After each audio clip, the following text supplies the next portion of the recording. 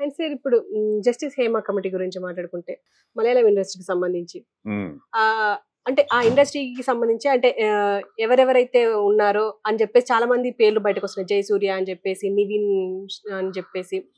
అయితే ఈ అసలు కాస్టింగ్ కౌచే లేదు టాలీవుడ్ లో అని చెప్పేసి బాలయ్య బాబు అన్నారు. నిజంగా లేదమ్మా, కాస్టింగ్ కౌచ్ మన తెలుగులో ఎక్కడో. ఇప్పుడు ఈ అమ్మాయిలు అబ్బాయిలు, అమ్మాయి అంటే అబ్బాయి, ఇవన్నీ అన్ని ఇండస్ట్రీలో అన్ని చోట్ల ఉన్నాయి. ఏ ఒక సినిమా కాదు, కన్స్ట్రక్షన్ ఏరియాస్ కాదు, సాఫ్ట్వేర్ కాదు, మెడికల్ కాదు, అన్ని చోట్ల ఉన్నాయి. అలాగూ మానవ జాతి ఉన్నంతకాలం ఆడపది ఉంటుంది. ఇప్పుడు కాస్త పెరిగినాయి, పర్సంటేజ్ పెరిగినాయి. అందమైన ఆడపిల్లని చూస్తే వెంటబడే నాటి రావణాసురుడు ఉన్నాడు, ఇవాళ ఉన్నారు. కానీ నాటి నుంచి ఉన్నాయి. కానీ అప్పుడు ఎక్కడో ఒక చోట అరుదుగా ఉంటే ఇప్పుడు అన్ని చోట్ల జరుగుతుంది, ఆ స్థాయికి వచ్చింది. కనుక ఇది ప్రభుత్వం దాని దృఢమైన నిర్ణయాలు తీసుకోవాలి, చట్టాలు మార్చాలి, చట్టాలు ఇవన్నీ చేయాలి. ఇక్కడ అక్కడ కర్ణాటకలో అక్కడ ఏదో జరిగింది కనుక ఇక్కడ నాకు తెలిసి ఎక్కడో లోవర్ గ్రేడ్లో ప్రొడక్షన్ మేనేజర్లు, కోఆర్డినేటర్సు, కో డైరెక్టర్లు ఈ లెవెల్లో జరుగుతాయి తప్పితే అమ్మా, ఈ పెద్ద లెవెల్లో నేను సౌందర్యని ఇంట్రడ్యూస్ చేశాను. అంత బంగారంలాగా వాళ్ళ నాన్న అమ్మాయి వచ్చేది, వాళ్ళ అన్నయ్య వచ్చేవాడు.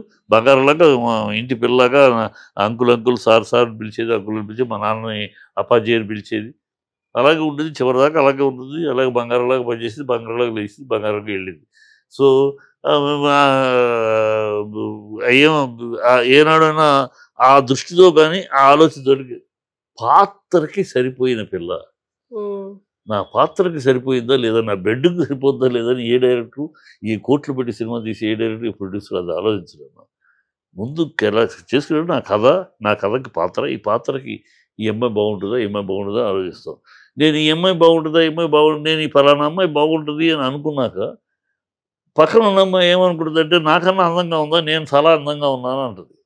తన అద్దంలో చూసుకుని తన అందంగా ఉన్నాను, ఎవరికైనా తన అందం తనకుంటుంది. కానీ నా కెమెరాతో చూసినప్పుడు నాకు నీ అందం పనికిరాదు, ఈ అందం పనికొస్తుంది. నా కెమెరా చూసేటప్పుడు కెమెరాని బట్టి, కెమెరా లుక్స్లో నీ చిక్స్ పైకి ఉన్నాయా, కింద ఉన్నాయా, కళ్ళ షాడో ఎక్కడ పడుతున్నాయి, ప్రొఫైల్ అయితే నాజిల్స్ ఎలా ఉన్నాయి, ఇవన్నీ చూస్తాను. అవన్నీ చూసినప్పుడు నాకు నా క్యారెక్టర్ ఈ పర్సనాలిటీ కదా ఇది అని చూస్తాను. ఈ అమ్మాయి ఏమనుకుంటుంది, ఆ అమ్మాయి కన్నా నేను అంతగా తిను కదా, నన్ను కాదంటాడు అంటే అమ్మాయి బెడ్లోకి వెళ్ళింటుంది. అంటే హీరోయిన్లు అందరూ బెడ్రూమ్లకు వస్తే హీరోయిన్లు అమ్మ పిచ్చి మాట. కాకపోతే దూరంగా బతికే వాళ్ళు ఉన్నారు. వచ్చినాక స్టార్ అయినాక నీ టెంపర్మెంట్లో నీకు ఏదో చేస్తే చేయొచ్చు చాలామంది. అందుకని నేను ఎప్పుడు చెప్తా, నా తెలుగు ఇండస్ట్రీ చెడిన వాళ్లను చేరదీసిందే కానీ తనకు తానే ఎవరిని చెడపలేదు. ఇక్కడ చెడిన వాళ్ళు వచ్చి మహానుభావులు అయ్యారు మొగాళ్ళు. చెడిన వాళ్ళు ఏమే ఉసి అనిపించుకున్న వాళ్ళు ఇక్కడ అమ్మ మేడం అనిపించుకున్నారు. ఎలా నా కొడక అనిపించుకున్న వాళ్ళు ఇక్కడికి వచ్చి సార్ అనిపించుకున్నారు. గౌరవ చిరునామా ఇచ్చింది అనేక మందికి. ఇలాంటి వాళ్ళకి నా ఇండస్ట్రీ గౌరవ చిరునామా ఇచ్చింది. చెడిన వాళ్ళను చేరదీసి గౌరవ చిరునామా ఇచ్చింది. కానీ తనకు తానే ఎవరిని చెడపలేదు నా తెలుగు ఇండస్ట్రీ. అది ఎక్కడో అడపా ఒకటో ఏడో అలా జరుగుతుంది, ఎక్కడో కింద లెవెల్లో జరుగుతాయి. డబ్బులు పెట్టి కోట్లు పెట్టి సినిమా తీస్తే ఇయ్య అంటమ్మా. వీళ్ళు ఏమవసరం, వీళ్ళకన్నా బ్రహ్మాండమైన అదే కావాలనుకుంటే బ్రహ్మాండంగా ఓ ట్రిప్పు ఫారిన్ వెళ్ళి వస్తే ఇంతకన్నా బ్రహ్మాండమైన ఇంటర్నేషనల్ ఫిగర్స్ మోడల్సే ఉంటారు, కాల్ గర్ల్సే ఉంటారు బ్రహ్మాండంగా ఆరోగ్యంతో.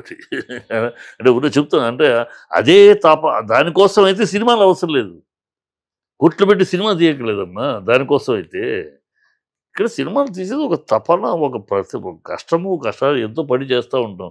ఇక్కడ అందుకని అందరూ పునీతులు సొంత పూసలు అంటారు ఉంటారు.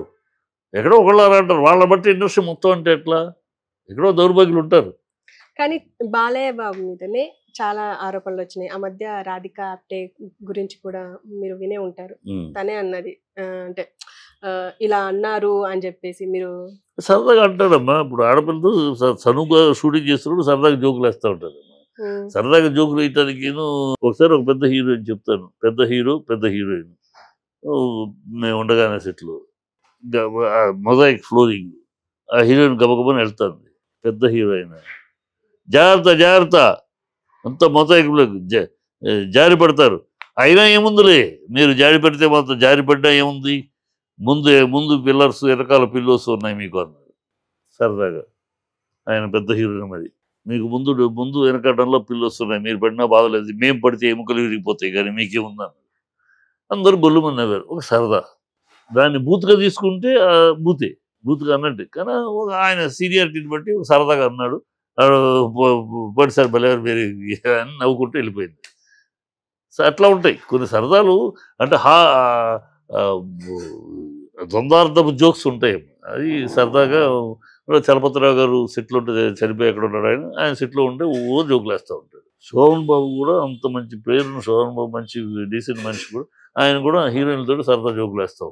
అంటే బాలయ్య బాబు కూడా అంతే అంటారు. బాలయ్య బాబు కూడా అంతే సరదాగా జోకులు అయ్యి. ఆ జోకులకి తప్పితే చీర ఉప్పు తీసి లాగి రూమ్‌లోకి రమ్మని ఏం చేయడు. Okay sir. Thank you very much sir.